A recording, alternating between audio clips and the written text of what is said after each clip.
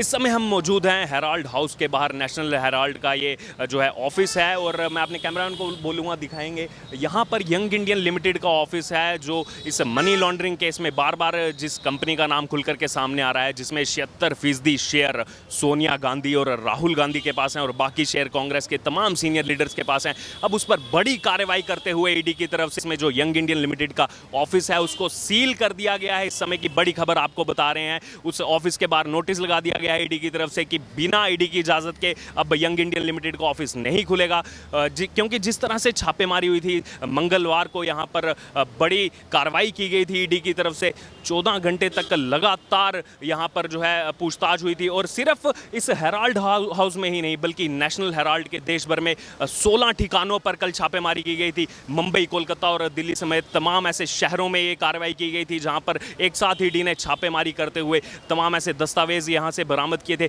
मैं अपने कैमरामैन को बोलूँगा दिखाएंगे यहाँ पर जो 4th फ्लोर है, मैं अपने कैमरामैन को बोलूँगा दिखाऊंगे यहाँ पर 4th फ्लोर जो टॉप फ्लोर है इस हेराल्ड हाउस का। ऐसी खबरें आ रही हैं कि वहाँ से ईडी की तरफ से जो है ऐसे दस्तावेज बरामद किए गए हैं जहाँ से इस मामले में, इस मनी लॉन्ड्रिंग केस में ऐसे पुख्ता सबूत मिले हैं, इस तरह के दस्तावेज मिले हैं, डिजिटल उपकरण वहाँ से बरामद किए गए हैं। तो कहीं ना कहीं इस मामले में परतें वहाँ से आने वाले दिनों में खुलेंगी और यही एक मुख्य कारण हो सकता है कि आज इस कार्रवाई के बाद, क्योंकि कल देर रात तक ये कार्रवाई चली है और उसके तुरंत बाद आज इस दफ्तर को सील करना, तो कहीं ना कहीं एक बहुत बड़ा झटका है राहुल गांधी के लिए, सोनिया गांधी के लिए। और ये बहुत बड़ा झटका कांग्रेस पार्टी के लिए भी है, क्योंकि जिस तरह से कांग्रेस पार्टी इस पूरे मामले में इन्वॉल्व हो रही है और साथ में सोनिया गांधी का समर्थन कर रही है, और उसके बाद ये कहा जा रहा है कि कांग्रेस पार्टी की तरफ से इसको लेकर हंगामा भी किया जा सकता है। यहाँ पर इस समय की बड़ी खबर यह है कि हेराल्ड हाउस बरसों से यहाँ पर ये मौजूद है, दिल्ली के मुख्य बहादुर शाह जफर मार्ग पर मौजूद है। आप देख सकते हैं आईटीओ मेट्रो स्टेशन के बिल्कुल बगल में ये हेराल्ड हाउस है और यहाँ पर ही नेशनल हेराल्ड का ऑफिस है, यंग इंडियन लिमिटेड का ऑफिस है, जिसका 2010 में जिसको शुरू किया गया था और राहुल गांधी, सोनिया गांधी ने इसको शुरू किया था। अब यहाँ पर ताला लग चुका है। मैं अपने कैमरामैन को बोलूँगा यहाँ से हम अंदर चलेंगे जहाँ से इसकी एंट्री है।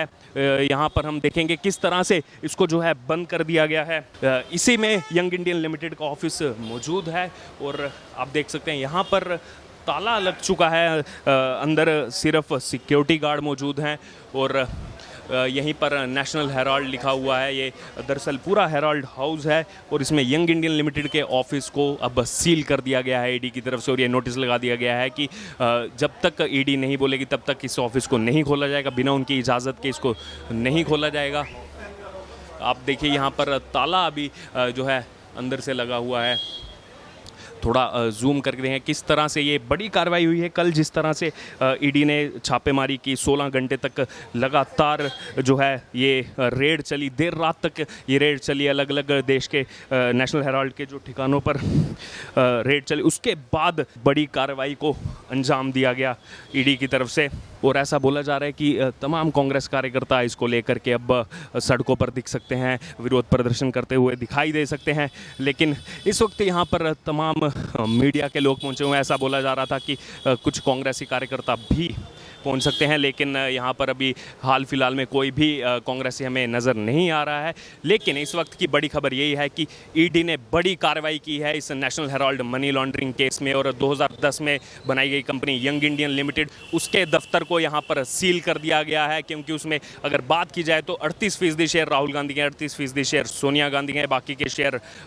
ऑस्कर फर्नांडिस और मोतीलाल वोरा के पास से, जो अब इस दुनिया में नहीं रहे हैं। और ऐसा बोला जा रहा है कि जब ईडी की तरफ से कार्रवाई इसको लेकर के हुई, सोनिया गांधी से जब सवाल हुए 21 जुलाई, 26 जुलाई और 27 जुलाई को जो पूछताछ हुई, उसमें लगभग 12 घंटे में 100 के करीब सवाल पूछे गए। उसमें जब भी वित्तीय लेन देन को लेकर के सवाल हुए, वो सारे सवालों का ठीकरा मोतीलाल वोरा के सर जो है जड़ दिया गया। और अब मोतीलाल वोरा से इसको लेकर के कोई पूछताछ नहीं हो सकती, क्योंकि वो अब इस दुनिया में नहीं बचे हैं। तो जो भी वित्तीय लेन देन को लेकर के पूछा गया, उसमें सोनिया गांधी की तरफ से, या फिर जून महीने में जो राहुल गांधी से पूछताछ हुई थी, उसमें उनकी तरफ से कोई जवाब नहीं दिया गया। और ये सब बोला गया कि ये सब पैसों का लेन देन मोतीलाल वोरा देखते थे, क्योंकि वो जानते हैं कि मोतीलाल वोरा से अब जो है किसी भी तरह की जांच संभव नहीं है और अपनी मर्यादा को किस तरह से बचाया जाए, इसको लेकर के इस तरह के जवाब दिए गए। और उसके बाद ईडी ने अपना पूरा लेखा जोखा तैयार किया 27 जुलाई की पूछताछ के बाद। और अब ये बड़ी कार्रवाई हुई है। पहले छापेमारी की गई, 14 घंटे तक लगातार देर रात तक कार्रवाई इसमें हुई। तमाम डिजिटल उपकरण यहाँ से इसी बिल्डिंग के फोर्थ फ्लोर से जो है वो बरामद किए गए। यहाँ पर जो स्टाफ मौजूद था उनसे जो है पूछताछ हुई इस मामले को लेकर के, और तमाम ऐसे दस्तावेज़ जो है ईडी ने अपने साथ लिए हैं जिसमें जो है ऐसा बोला जा रहा है कि इस मामले में काफ़ी अहम जो है पुख्ता सबूत वो हो सकते हैं। और उसको लेकर के कांग्रेस पार्टी में अब बौखलाहट दिख रही है, क्योंकि राहुल गांधी का बयान इसको लेकर के सामने आया है कि ये जो है तानाशाह का फरमान है, हम इसके आगे नहीं झुकेंगे। और कांग्रेस के कार्यकर्ताओं को दरअसल उन्होंने बोला है कि कांग्रेस आपके साथ है, आपकी वजह से ही कांग्रेस है, क्योंकि लगातार इस मामले में कांग्रेस के जो कार्यकर्ता हैं वो सोनिया गांधी के समर्थन में, राहुल गांधी के समर्थन में हमेशा जो है उनके साथ खड़े रहे जब भी उनको बुलाया गया पूछताछ के लिए। लेकिन इस वक्त ये एक बहुत बड़ा झटका है कांग्रेस पार्टी के लिए, राहुल गांधी के लिए, सोनिया गांधी के लिए, क्योंकि जिस तरह से एक कार्रवाई हुई है, ये हेराल्ड हाउस जो बरसों से यहाँ पर है, ये नेशनल हेराल्ड अखबार जो आज़ादी से पहले से जिसका प्रकाशन होता आया है, और अब इस पर कार्रवाई होना कहीं ना कहीं संदेह के घेरे में अब कांग्रेस पार्टी आ चुकी है। और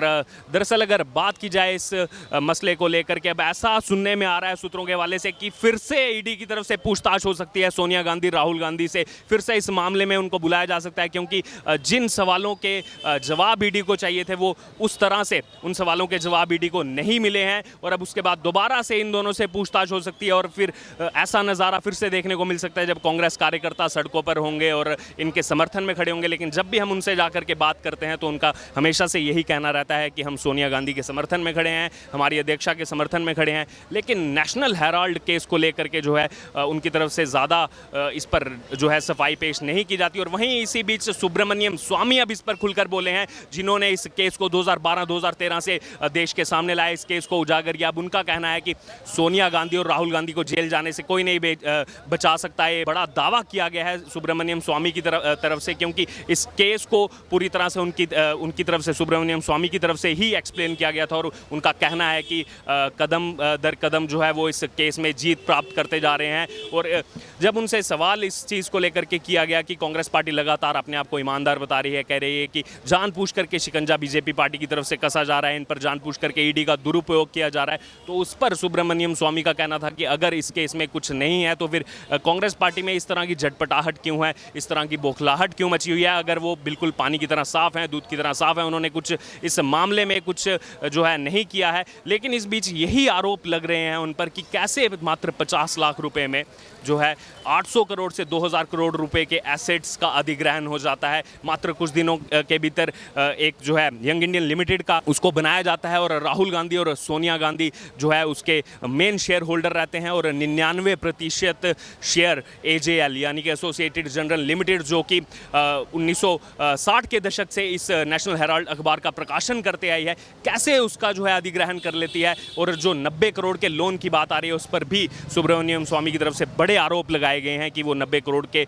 लोन में भी गड़बड़ी हुई है, और मात्र 50 लाख रुपए में इतनी बड़े नेशनल हेराल्ड का, जिसके 800 से 2000 करोड़ रुपए के एसेट्स माने जा रहे हैं देश भर में, उसकी प्रॉपर्टी का किस तरह से अधिग्रहण कर लिया जाता है। तो इसी मामले में अब ईडी की तरफ से बड़ी कार्रवाई की गई है। यहाँ पर यंग इंडियन लिमिटेड का वो ऑफिस उसको सील कर दिया गया है, उसको बंद कर दिया गया है, और जब तक ईडी इजाजत नहीं देगी उस ऑफिस को नहीं खोला जाएगा। तो इस वक्त की ये बड़ी कार्रवाई इस national Herald money laundering case में और कांग्रेस पार्टी के लिए बहुत बड़ा झटका। लेकिन अब आगे इसको लेकर के क्या भूमिका होगी कांग्रेस पार्टी की, क्या आने वाले दिनों में फिर से ईडी जो है समन जारी करके पूछताछ करके बुलाएगी कांग्रेस पार्टी को, इसको आने वाले दिनों में देखना होगा। लेकिन इस वक्त की ये बड़ी खबर इस हेराल्ड हाउस से, इसमें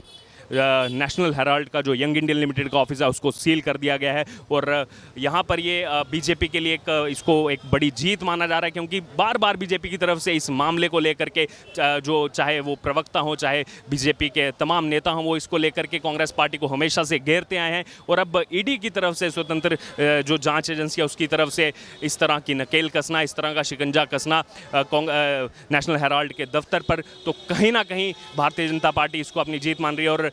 जो उजागर हो रहा है ये देश के सामने कि किस तरह से रहते हुए यूपीए कार्यकाल में कांग्रेस पार्टी ने देश में भ्रष्टाचार किया था। सील जो ये ऑफिस सील किया गया है, इसको लेकर के अब कांग्रेस की क्या प्रतिक्रिया जो है सामने आती है। लेकिन इस वक्त की बड़ी खबर यही कि